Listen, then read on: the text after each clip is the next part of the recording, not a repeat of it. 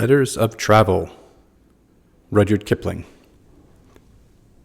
These are letters of travel from 1892 to 1913. Now, before I get into anything else, I'll just point out something that you may have noticed when I held the spine up and that you may have noticed here, which is that there is this symbol.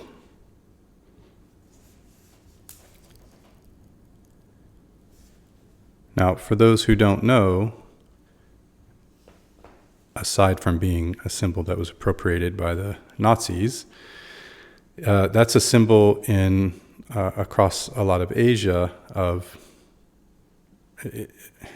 I guess, peace, prosperity, or something along those lines. I mean, I'm screwing it up now because I don't remember exactly what it is. But the point is, it's a nice symbol. It's a symbol of good, not a symbol of what the Nazis stood for. So please be aware that Kipling spent a lot of his time in India and the subcontinent, and that this book was published something like 1920. So it doesn't say it anywhere else, but it says it here, 1920. Well before the Nazis. And once the Nazis came along, I hate that for every Kipling of this kind of book that I have to do this, but anyway, once the Nazis came along, he stopped using this symbol on his books. Kipling was no Nazi. So, okay, that out of the way. This is one of a series of books that I've got on Kipling that I picked up for like $1 a piece from a used store. And it's called Macmillan's Pocket Kipling.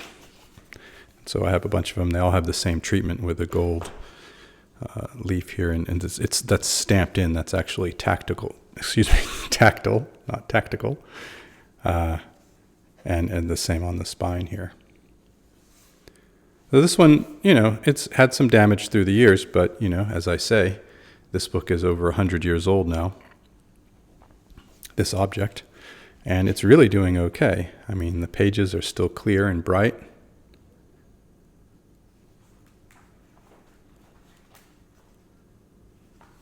There aren't any pages coming out of it.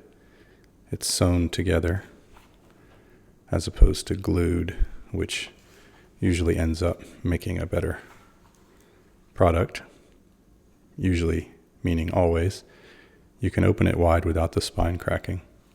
So there's this damage here, but it doesn't smell or anything, so I'm not concerned about it being a mold or anything. It's just, that's probably just water damage.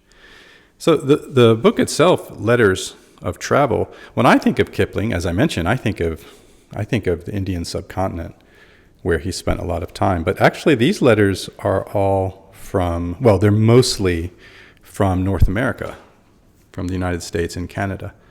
And it's interesting to me because, if he were writing about India or, Burma or something, Myanmar, I already wouldn't know about it very much. And so I certainly wouldn't know about it from the early 1800s. This is the United States, where I actually know something about the United States, but he's writing about a time, and he's writing deeply about it. And so it's more like reading Mark Twain or some sort of contemporary writer at that time. And he goes through and he spends time talking to people. So he talks about the landscape somewhat. He talks about like the work that people do. But he spends a lot of time talking about what people say. He transcribes conversations that he had. Is transcribes the right word? I don't know. He writes down. This is what happens when you try to get fancy.